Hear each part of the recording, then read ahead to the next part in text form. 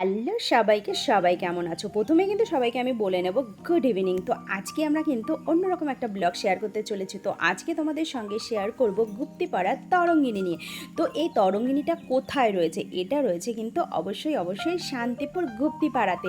দেখতেই পাচ্ছ খুব মনোরম পরিবেশ, মুক্ত পরিবেশ। তো এখানে রয়েছে গঙ্গার পাশে এই যে রেস্টুরেন্টটা রয়েছে, তোমরা যদি মনে করো এখানে স্টে করবে তো স্টে করার মতনও জায়গা রয়েছে।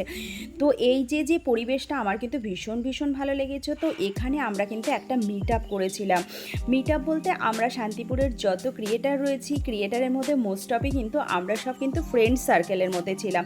তো ফ্রেন্ড সার্কেল বলতে এবার কী বোঝায়, যে আমরা ছোটোবেলায় যাদের সঙ্গে পড়াশোনা করেছি তারাই সব এই ক্রিয়েটারের মধ্যে ছিলাম। তো সব ক্রিয়েটাররা যখন এক জায়গায় হয়, তারপরে যদি আবার ফ্রেন্ড হয়, তার থেকে আনন্দের কিন্তু কিছু হয় না।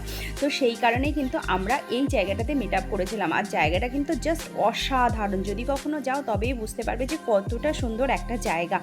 তো এই যে পার্কটা তোমরা দেখতে পাচ্ছ, এখানে তোমরা রেস্টুরেন্টে যত যাবতীয় খাবার রয়েছে, আর এর নাম রয়েছে তরঙ্গিনী। আমরা সবাই মিলে আনন্দ করে সবাই মিলে কিন্তু রিলসও বানিয়েছি।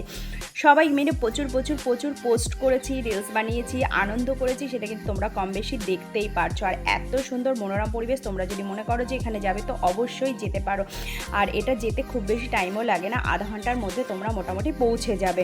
তো এরকম জায়গাতে যদি নিজেদের আনন্দটাকে শেয়ার করতে যাও, তো আমি বলবো অবশ্যই করে কিন্তু তরঙ্গিনীতে চলে যাও।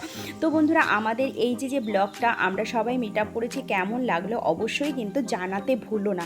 অবশ্যই আমাদের জানিও। আর আকাশটা দেখেছো, এত সুন্দর আকাশ, তো আমাদের ভীষণ ভালো লেগেছে। আর তোমাদেরও যদি ভালো লাগে অবশ্যই কিন্তু যাওয়ার পরে একটা কমেন্টে লিখো, সত্যি জায়গাটা খুব সুন্দর। সবচাইতে ভালো লাগে যে গঙ্গার পাড়ে।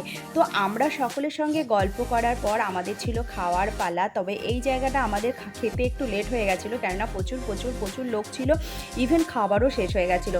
তো বন্ধু, আজকের মতন টাটা, আবারও দেখা হবে